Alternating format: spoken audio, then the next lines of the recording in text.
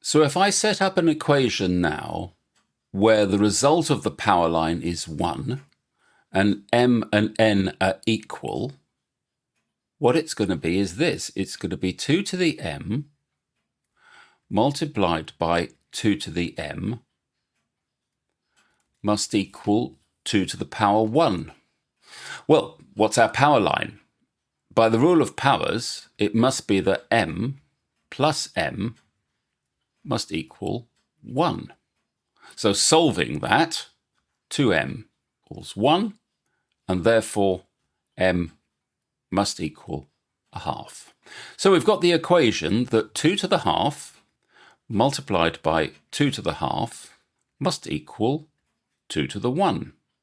So for the first time, we've got fractional powers appearing in our power line instead of integers.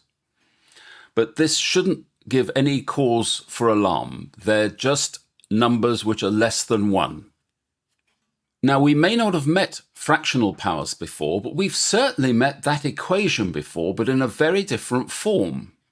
Let me write the right-hand side out again.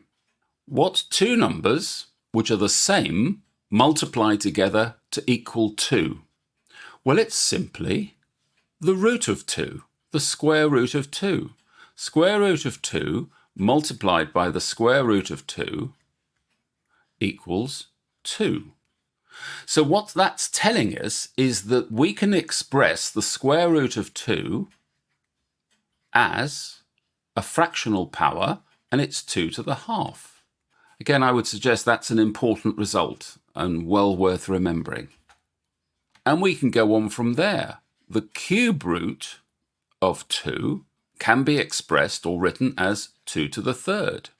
And indeed, the fifth root of 2 can be written as 2 to the 1 over 5. And we can choose whether to write a square root in the conventional form with the umbrella over the top of the 2, or as a fractional power. So all of what we've worked out here has come from the multiplication rule. So let's see what oddities the division rule might throw up. Let us divide 2 squared by 2 squared. Now, by our division rule, this is equal to 2 to the power 2 minus 2. Well, 2 minus 2 is 0. So our answer in power terms is 2 to the power 0. But what does that numerically equal? Well, 2 to the power 2 on the top will cancel with the 2 to the power 2 on the bottom.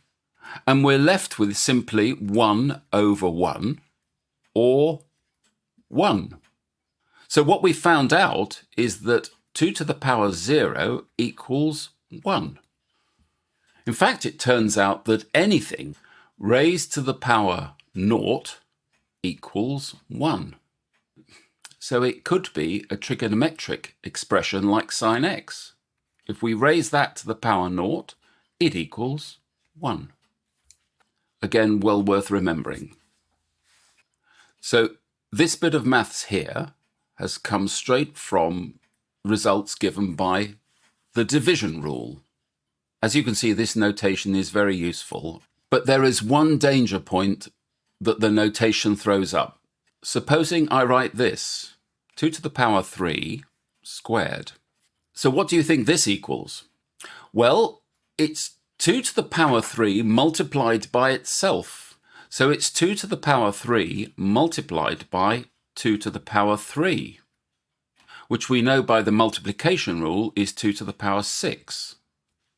So be very wary of a bracket in the notation that we are getting used to. It means that you multiply the 3 and the 2, in this case, to generate 6.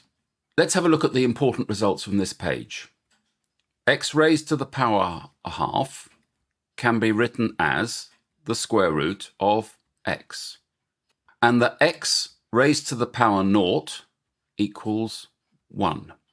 And the x raised to the power m, all raised to the power n, is equal to x to the power m multiplied by n. So those three results are well worth remembering.